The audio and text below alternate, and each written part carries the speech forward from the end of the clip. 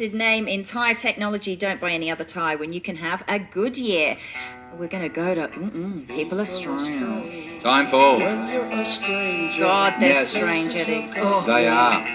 Now, it is a strange one It's a super this strange week. one this week. And the thing is, actually, to be fair, Pete introduced me to this story. I must have So we're missed it. blaming Pete. We are blaming Pete a little bit. Yeah, I'm under the bus right now. The thing is, in that sense, I don't want you to, pardon the pun, poo-poo me, Pete, because this is gross, but actually quite important. So there was an American gentleman last week who was on a flight from Seattle to Taipei, who apparently is a bit of a frequent flyer to Bangkok. Now, this guy boarded this flight in a wheelchair, and he was in economy class, but 2 hours into the flight asked the stewardesses if he could use the business class toilet, obviously because it's bigger and he was in a wheelchair, and of course they let him. We should explain enough. that he's about 200 kilograms in weight. He's a big boy. For me, that has nothing to do with it, but yeah. So he asked to go to the bathroom, as we need to do. They assisted him as much as they could, and then he made a big song and dance about could he leave the door open to the bathroom. Well, obviously not. You're in business class, right? So they insisted he close the door. He kept opening it, and in the end, the girl had to stand there with a blanket covering the open doorway.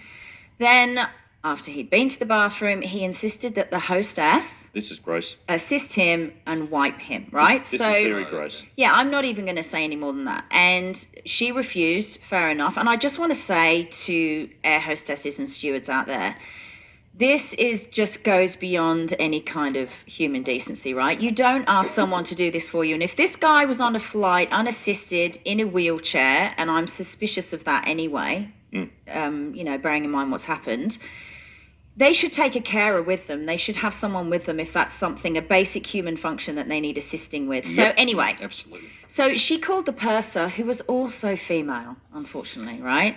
And she didn't want to lose her job. So this poor girl assisted him and wiped him, right? Then he insisted again and again for the third time, and then started saying some of the grossest stuff. Honestly, it's like painful to say it on air.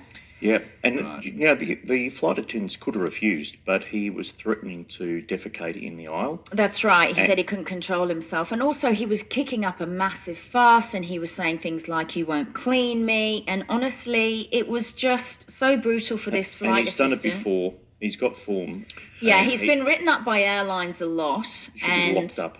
yeah. Do they have eject buttons on aeroplanes? I think he's going to be in a lot of trouble because honestly, I feel like this verges on assault. I think he crossed a line there. Yep. And I've tried to find the humour in it, Pete, but poop there jokes. is none. Poop jokes are not my favourite, I have to say, but they definitely I'm come sure a you've got a solid few. number. They come a solid number two. I think he should. If he just gets a snap-on drag bag, he'd be okay. I have a horrible poop joke. Do you want to hear it? What did the poop say to the fart? Oh, really? You blow me away. Ka-ching. Do you know what? I'm never going to get over this story because, it's just, I can't believe it. I don't want air hostesses, stewards, whatever they're called now. I don't want you to think that you have to do this kind of stuff for people. You just don't. It's not their That's a job. carer's job. Unless you're a right? prince. Anyone see the movie Coming to America? Wipers. Yeah. Come on. Yeah. Anyway, we're going to move on from that story. I wanted to talk about, because there's a few of these that have been annoying me lately. I wanted to talk about annoying personal habits, and maybe their own, but mostly they're other people's, right? We've all been there in cafes and restaurants and even at home where someone's doing something. In relationships. Yeah, that's In right. relationships or just out in public. The funniest one that gets me every time is when, and this is a little one, this isn't that annoying, but I literally crack up in front of people, is when they do that thing like they're going to do a big sneeze and they go, and then they go,